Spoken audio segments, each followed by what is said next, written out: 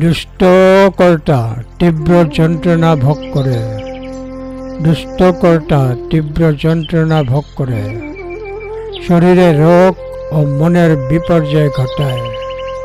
ধম্মপদ 138।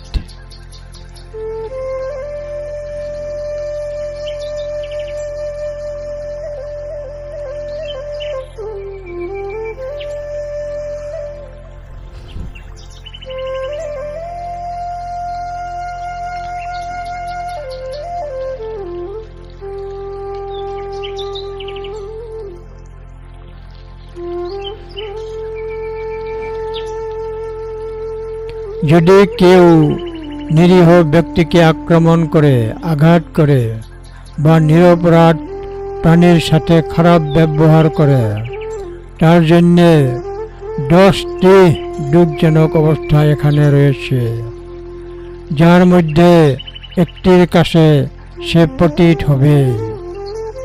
নিম্নোক্ত 10টি দুঃখ কষ্ট তাদের কাছে আসবে যারা নিরীহ সাধুদের আঘাত করে। তীব্র ব্যথা, বিপর্যয়, শারীরিক আঘাত, গুরুতর অসুস্থতা, মানসিক ব্যাধি, তীক্ষ্ণ ব্যথা, বঞ্চনা বা শরীরে গুরুতর রোগ, মনের বিকৃতি আদি অশান্তিগুলো আসবে। ধম্মপদ 138।